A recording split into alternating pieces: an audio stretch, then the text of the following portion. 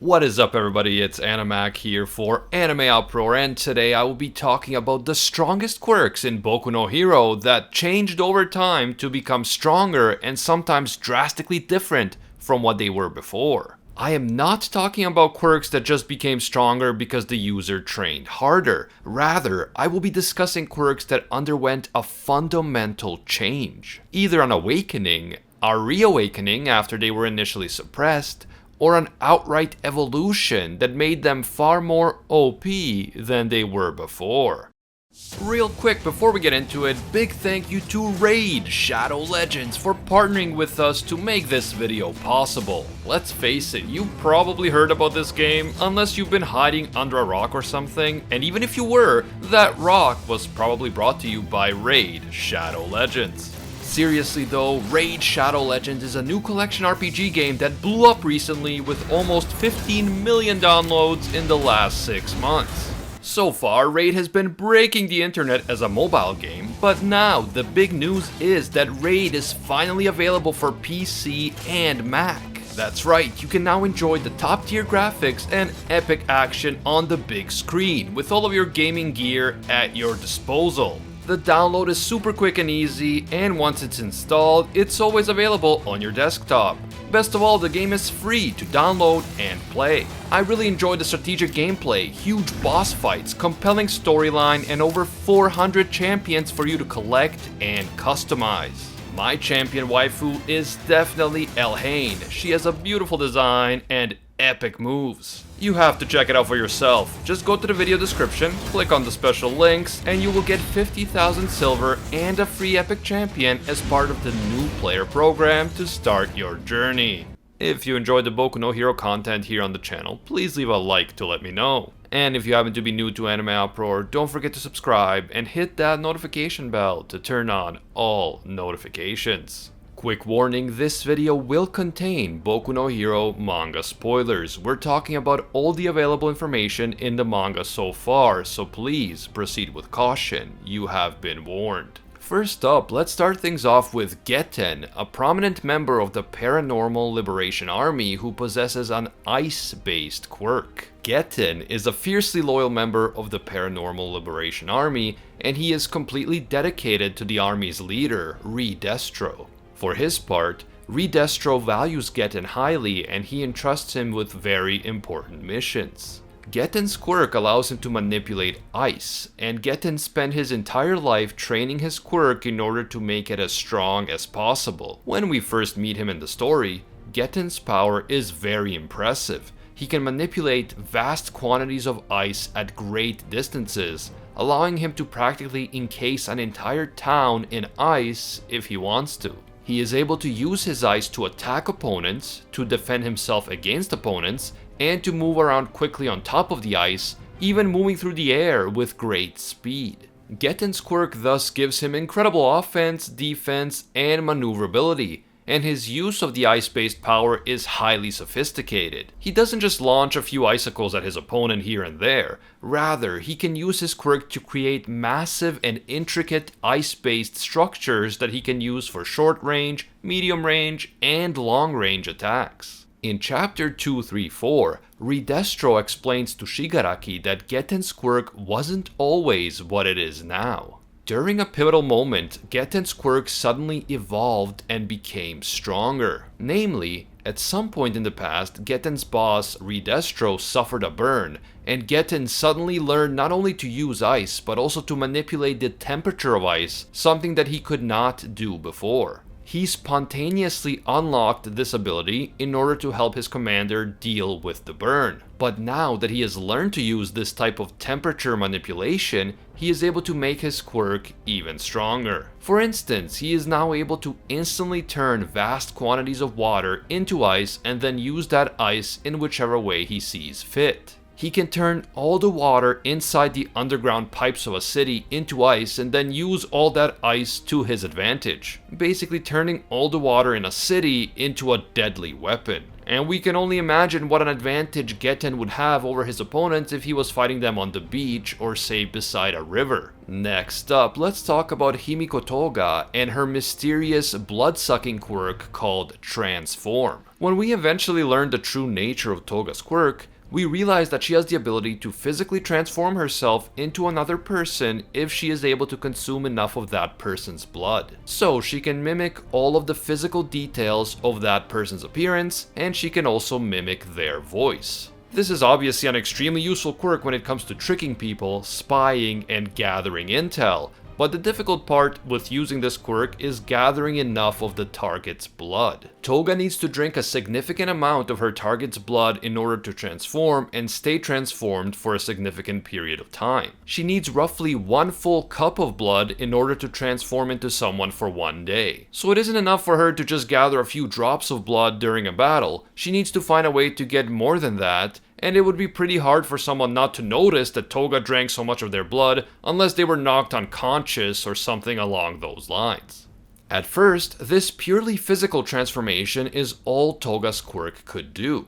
She could look and sound like another person, but she could not mimic their unique abilities, such as their quirks. However, in chapter 226, when she is badly injured and on the brink of death, Toga suddenly experiences a quirk awakening, and she becomes capable of not only transforming into someone else physically, but she also learns to actually use that person's quirk. In that moment, she is able to transform into Ochako and use Ochako's quirk, Zero Gravity. What's more, she is able to use the quirk very effectively against a large number of enemies at the same time. It seems that after the evolution of her quirk, Toga is now able to copy and use the quirk of anyone that she transforms into as long as she has seen the quirk in action and knows how it works. Needless to say, while the ability to change her physical appearance into someone else was useful for spying and intel gathering, the power to also copy that person's quirk changes the game completely.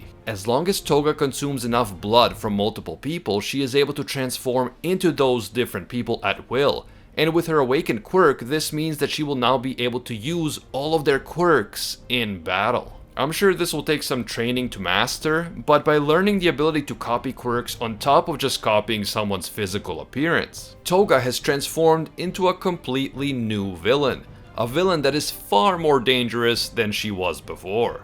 Now, let's talk about another member of the League of Villains, the one and only Twice. Get it? I said one and only, but his whole thing is making clones of himself. Anyway, Twice is the mentally disturbed villain who is capable of creating clones of himself or others as long as he knows the precise measurements and characteristics of that which he is copying. The clones that Twice creates will not be as strong as the original, and if the clones take enough damage, they will simply dissolve into mud. The amount of damage required to destroy a clone is roughly equivalent to suffering a broken limb. When we first meet him, Twice doesn't want to make clones of himself because in the past his clones began fighting over who is the real Twice and who is the clone, and this led to complete chaos. So instead of cloning himself, Twice uses his quirk to create clones of other members of the League of Villains, such as Dobby, but he can only create 2 clones at a time. However, eventually Twice becomes willing to make clones of himself again, and in chapter 230, his quirk evolves in such a way that he is able to create a virtually infinite amount of clones. His clones start making more clones and they multiply rapidly, filling up entire city blocks and absolutely overwhelming every opponent in sight with the sheer strength of numbers. It has been suggested that if his quirk is used to its full potential, Twice could overwhelm an entire country by himself. Now, my inclusion of Twice here might be a bit controversial because his ability to create infinite doubles could just be classified as a super move called Sad Man's Parade. So it's not necessarily that his quirk has fundamentally changed, rather he was able to finally overcome the trauma of cloning himself in the past, which allowed him to clone himself again, and then those clones clone themselves in turn since they all possess the same quirk, and then before you know it, an army of Twices appears. Nevertheless, due to the drastic difference that Twice's use of the infinite doubles makes in battle compared to any other use of his quirk, I have to count Double as one of the strongest quirks that has changed since the story began. His quirk may not have changed on a biological level, but going from making only 1 or 2 clones of other people to an army of clones that can overwhelm entire cities and perhaps even countries is a drastic change in the use of his quirk that I simply cannot ignore. Any pro hero, including the very strongest ones, would have a very difficult time dealing with twice as powers as they are right now, and that is why he simply has to be on this list. Now, let's talk about the leader of the League of Villains and the successor of All for One, Tomura Shigaraki and his quirk Decay. Shigaraki's quirk evolved during the very same arc that Toga and Twice's quirks evolved, which was the Paranormal Liberation Army arc. When the Boku no Hero story begins, Shigaraki's quirk requires him to touch an object or a person with all 5 of his fingers in order for the decaying quirk to activate. At that point, the object being touched will begin to disintegrate, with the decay spreading all over the object or person until they are reduced to dust. The decay is able to spread through solid objects, but not through other types of substances like sand. However, during the fight with Redestro, Shigaraki's quirk changes. It becomes awakened, much like Toga's quirk. Shigaraki learns to activate his quirk without needing to touch the target with all 5 fingers, but beyond that, he unlocks a power that his quirk had before but which he had subconsciously repressed as a result of his tragic childhood. After his quirk's awakening, Shigaraki is able to make his decay spread from object to object and from person to person at an incredibly quick rate.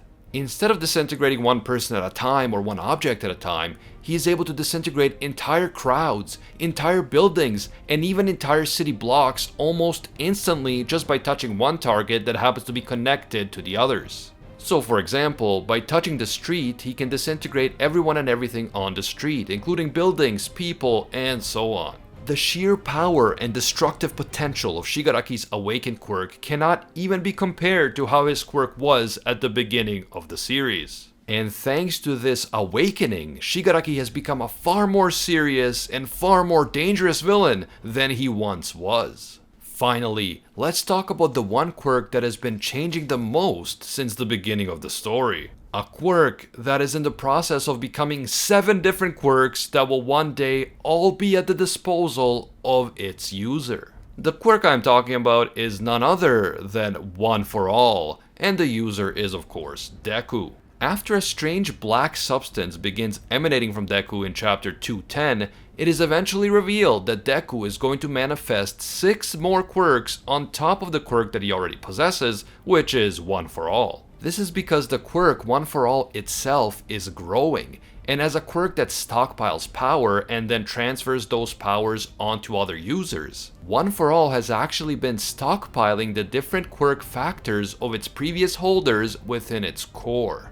With that said, no previous user of One for All was ever able to use the other 6 quirks, but for some reason Deku has started manifesting these additional quirks. So far, he has only been able to manifest 1 of the 6 additional quirks, and that quirk is called Black Whip.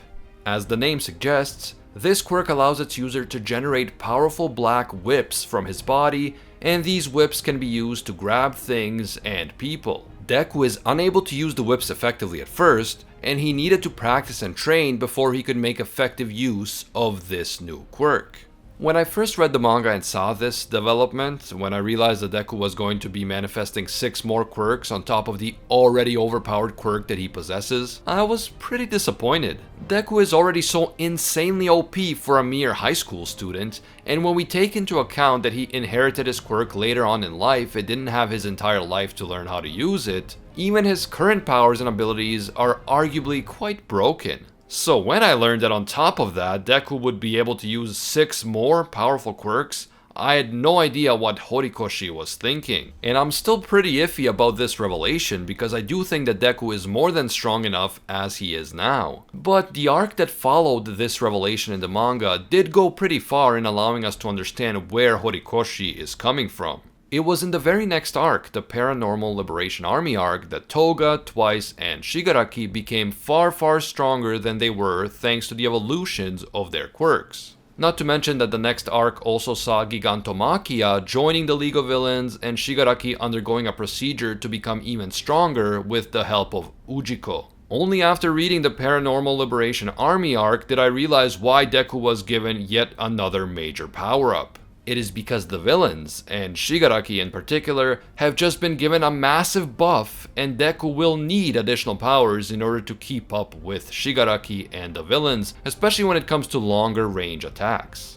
With that said, I am still concerned about how Deku's new powers will be handled in the story because power creep has now become a potential issue. And once Deku masters all 7 of his quirks, it is possible that he will become so strong that all the other characters in the story will become insignificant by comparison. We'll have to wait and see. But in the meantime, let me know what you guys think about the evolution and awakening of these powerful quirks. Are you a fan of this development? Does the idea of other quirks evolving in cool new ways excite you, or are you afraid that power creep will become an issue? Also, what do you think about the reveal that Deku is going to manifest 6 more quirks? And why is Deku the first one-for-all user who gets to enjoy this privilege?